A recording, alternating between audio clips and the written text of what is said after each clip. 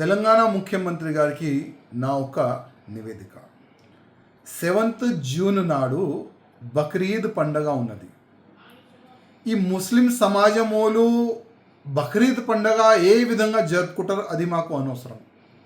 కానీ కావాలని హిందువుల మనోభావాలకి దెబ్బ తగిలేలాగా కొంతమంది ఆవులని, దొడలని, పొలాలకి పనికొచ్చే అట్లాంటి మంచి ఎద్దులని ఇన్లీగల్గా తీసుకొని వచ్చి అక్కడిక్కడ అమ్ముతున్నారు.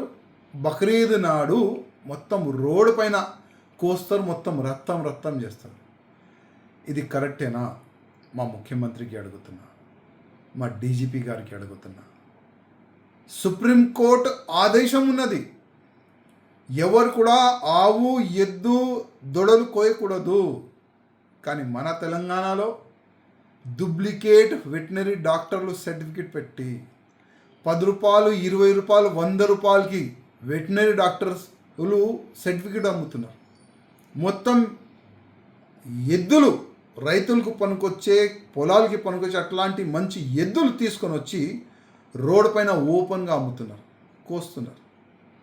నేను ముఖ్యమంత్రి గారికి అడుగుతున్నా, అక్కడిక్కడ మీరు షోపడప్గా కొన్ని చెక్ పోస్టులు పెట్టినారు. అక్కడ మా గౌరక్షకులు పోయి నిలబడితే మీ పోలీసులు మా గౌరక్షకులకు వార్నింగ్ ఇస్తున్నారు, మీరు రావద్దు, మీ పైన కేసు పెడతామని. అసలు ఇది న్యాయమా? నేను ముఖ్యమంత్రి గారికి అడుగుతున్నా. సుప్రీంకోర్టు చట్టాన్ని కాపాడే బాధ్యత పోలీస్కి, గవర్నమెంట్కి ఎంత ఉంటుంది కదా, సమాజం కూడా అంత ఉంటుంది. సమాజం కూడా ఆ సుప్రీంకోర్టు చట్టాన్ని కాపాడడానికి రోడ్డు పైన రావచ్చు, అది మీరు తెలుసుకోండి. కానీ మన తెలంగాణ పోలీస్ ఒక హిట్లర్ పోలీస్ తయారైపోయింది. డీజీపీ గారికి మేము టైం అడిగితే ఇయ్యరు, కానీ ఎంఐఎం అడిగితే ఇమీడియట్ ఇచ్చేస్తారు. అదే ఎంఐఎం గుండెలు ఇవాళ ఎక్కడక్కడ మా కార్యకర్తలు బండ్లు చెక్పోస్ట్ కాడ ఆపితే ఇదే ఎంఐఎం వాళ్ళు అక్కడ పోయి దౌర్జన్యంగా ఆ ఎద్దులు, ఆవులు, బండ్లు తీసుకొని వచ్చి బాజప్తా రోడ్డు పైన ఇడిసి, మేము ఈ ఎద్దులు, ఈ ఆవులు బలవంతంగా తీసుకొని వచ్చినాం, మేము కోస్తున్నాం, ఎవరు ఆపుతారో చూసుకోండి, దమ్ముంటే రండి, ఇట్లాంటి కామెంట్స్ సోషల్ మీడియాలో పెడుతున్నారు. ఒక ఫాల్తూ వాళ్ళ ఎమ్మెల్సీ ఉన్నాడు, అక్కడిక్కడ అయినా కూడా పోయి మా కార్యకర్తల పైన కేసు పెట్టిస్తుంది.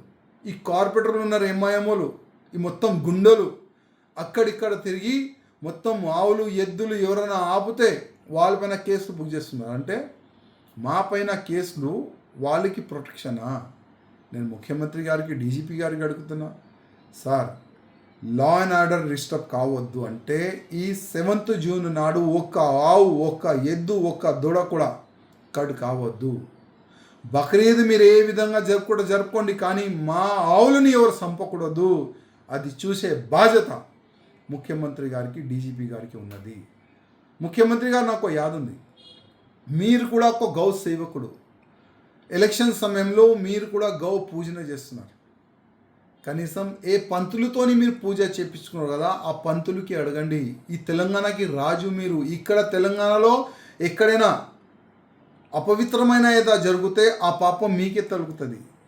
అది మీరు కొద్దిగా తెలుసుకోండి.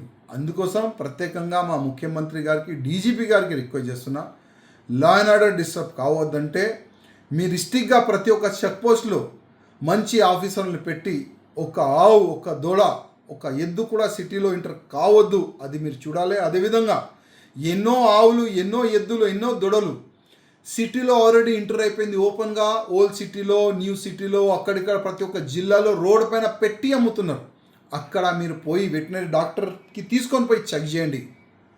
మంచి ఎద్దులు కనబడితే దానికి సీజ్ చేయండి, తీసుకొని వచ్చే వాళ్ళపైన మీరు యాక్షన్ తీసుకోవాలని నేను ముఖ్యమంత్రి గారికి మరీ డీజీపీ గారికి మరీ రిక్వెస్ట్ చేస్తున్నాను.